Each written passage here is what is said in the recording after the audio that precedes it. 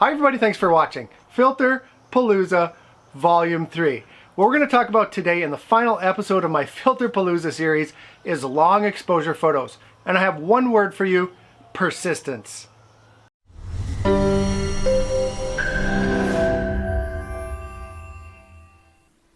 Hey guys, thanks for stopping by.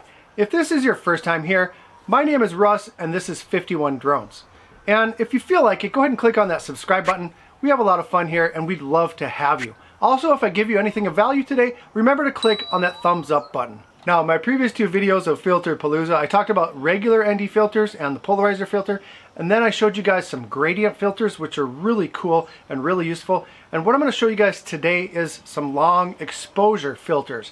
And the purpose of long exposure filters is strictly for photography. They're not for taking video. They're only meant to be used when you're taking photos. And the ones that I'm going to talk about today are the ones from Freewell. Now, Freewell sent these out to me, and they sent me a pretty good collection. They actually sent me a 3-pack of a 7-stop, 8-stop, and 9-stop ND filters, and then they sent me the 10-stop and the 11-stop. I actually got the ND 2000. So I've never actually seen an ND 2000, and I'm not even sure if I'm gonna know how to use it. And so just in case you guys don't know what long exposure filters are for, they are for inducing motion blur.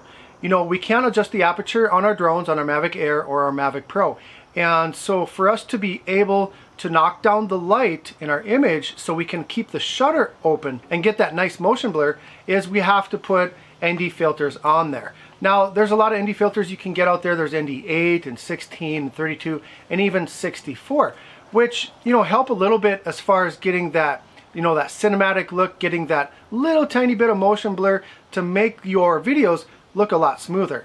But now, when you're taking photos, you really need to knock down the light a lot if you want to get some motion blur. Now, I've watched quite a few videos on YouTube of people using these long exposure filters, and most of them have been using them to get some nice footage of like waterfalls or, you know, the ocean hitting the rocks and stuff like that. Because if you leave your exposure open long enough, if you have your shutter speed set, you know, really long, like a second or even 2 seconds, what that does is it makes the water look really silky, almost like a cobweb, and it's a really cool look. You know, it's really original, and, you know, people are drawn to it. So, you know, when you post it on social media like Instagram or something, you know, you get a lot of engagement. And so you know, these long exposure filters are becoming much more popular, especially with drones, because you can get those overhead views of some things that you normally wouldn't be able to get. And so what I did with these filters, I actually played with them for the last almost 2 weeks, about 10 days I think it's been since I've been playing with these things, just about every day. And I had a goal to do something a little bit different than other people have been doing. You know, what I wanted to do is try to capture some images of a moving subject. Now, I live pretty close to the railroad tracks, and people love train photos. They just love them. I don't know why, for some reason, but people always respond to train photos and train videos. And so I wanted to try to get some motion photos of the train, either the train going and getting that motion blur, you know, with the train kind of like a streak, or, you know, one thing that I really wanted to do was make it look like the train was sitting still, but, you know, the background and everything around it was moving. And I'll tell you what, it's really frustrating to try to get a photo like that. It took a lot of shots and a lot of practice, and I got a few good ones, but nothing that I really want to show you guys. And so hopefully I'm gonna go out today a little bit more and try some more things, but hopefully I can show you guys what I'm talking about when I'm trying to get something a little bit different than just getting some water. Now, like I said, the ones that Freewell sent me, they sent me the 3-pack, which comes with the 128, the 256, and the 400, which is basically a 7-stop reduction, an 8-stop, and a 9-stop. And what that means is basically it dials down your aperture, sort of, so you're able to increase your shutter speed. And so what you want to do is you want to leave that shutter speed longer so the image is exposed to the sensor longer, and so anything that's moving is gonna have that nice silky smooth look. So the brighter it is outside, the more sun there is, the more blue sky there is, the more reflections and things like that, the more you have to stop down that lens. You really want to darken it up if it's bright out, so you can get that exposure down to like 1 second or 2 seconds or something like that. So it seems like 1.5 to 2 seconds seems to be kind of the best exposure for most things, unless it's moving really fast or really slow. But from the things that I've watched, it looks like 1 to 2 seconds seems to be the ideal shutter speed. And so I tried this, like I said, many times. I would sit here on my deck or on my driveway or in the yard, and I would just wait to hear a train coming, and then I would put my Mavic Air up and just do some experiments. And like I said, it took quite a few times to even get a photo that looked okay.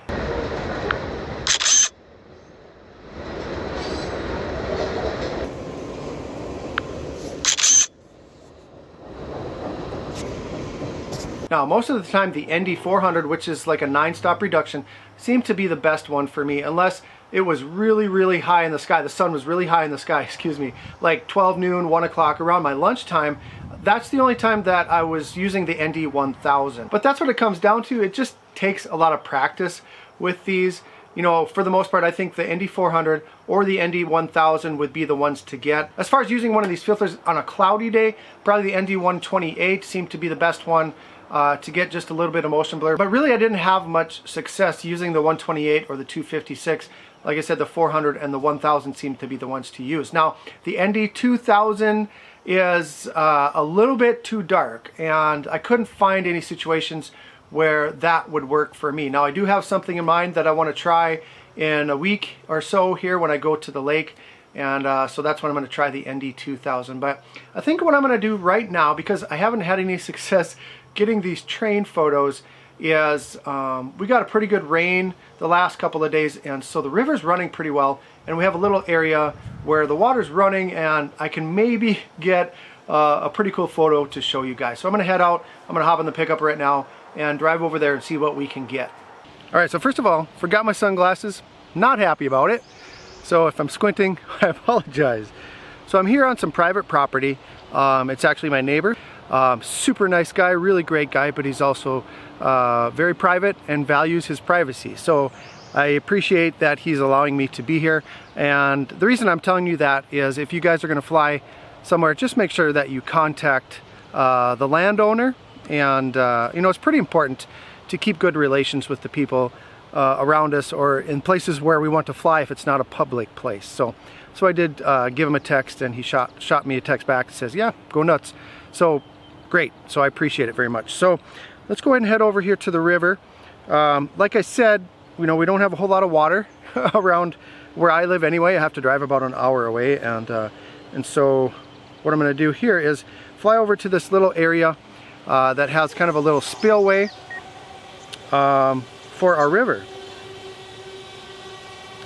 So let's go ahead and get up in the air and head over there. Now you might see some light fluffy things flying by the drone. The cottonwood trees are blooming, so there's cotton everywhere right now. So if you see it flying by my face, that's what that is, that's cotton. So we're just going to head over here. We just got a really good rain last night, and so the river is actually running quite well. You know, it's kind of a low year. We don't have a lot of water this year, but we've gotten 2 really good rains, and so we got some good flow going here, which should give me a pretty good opportunity for getting some good shots. So I'm going to go ahead and start recording the screen here now. And as you can see there, yes, it's running great. And we're just going to back up. Now right now I have the ND1000 on, and the reason I picked the 1000 is because after about 20 times of using these filters, I realized that the sun today was just about right to use the ND1000. And so we're going to see how that goes. That's going to give me, I think, about a 1 second exposure, but let me go ahead and get into position here. First, what we're going to do is we're going to get an overhead shot and see how that looks. I can see where I'm at here. Alright, so we're going to get into position. And as you can see, the waves are rolling down pretty good. I'm about 60 feet above the water.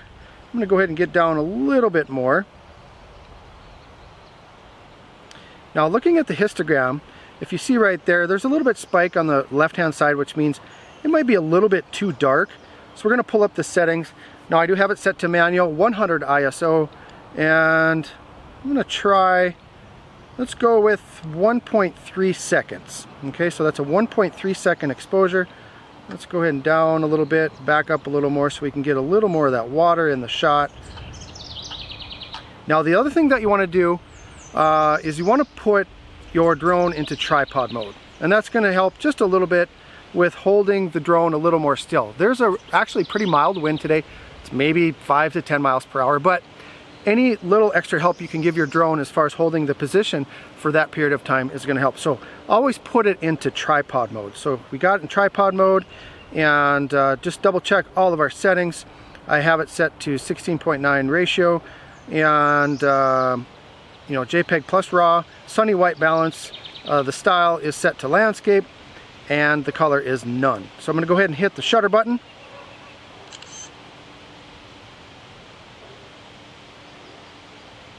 And let's go ahead and back up a little bit here.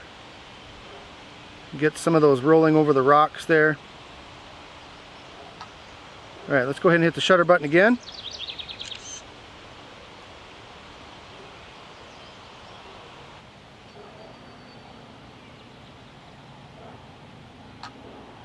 Okay, so we're going to try it right there. We'll go ahead and hit the shutter button.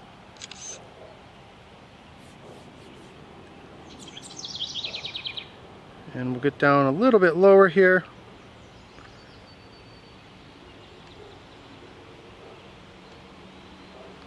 See if we can get a little more of the river in the photo.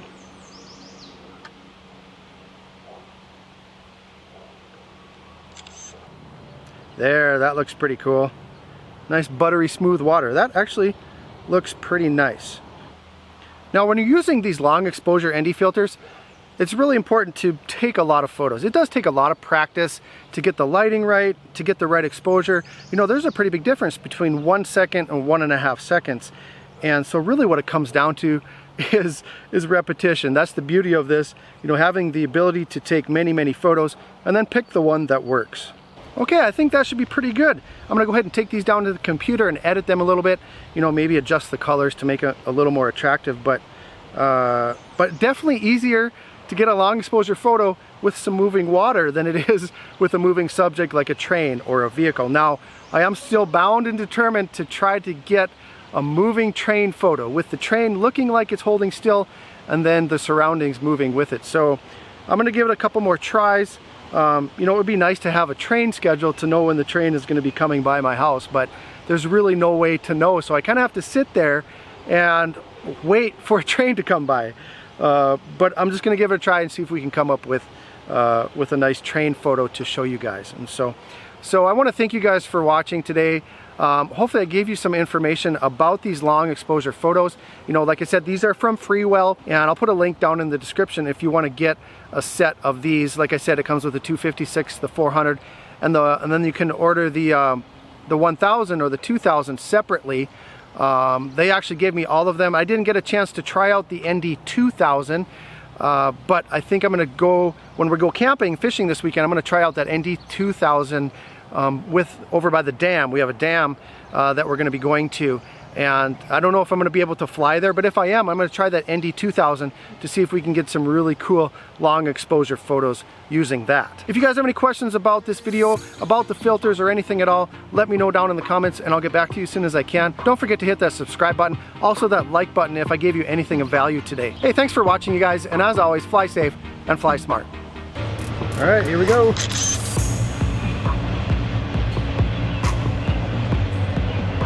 I think I got it. All right, I think I got it. Let's go bring it down to the computer and check it out.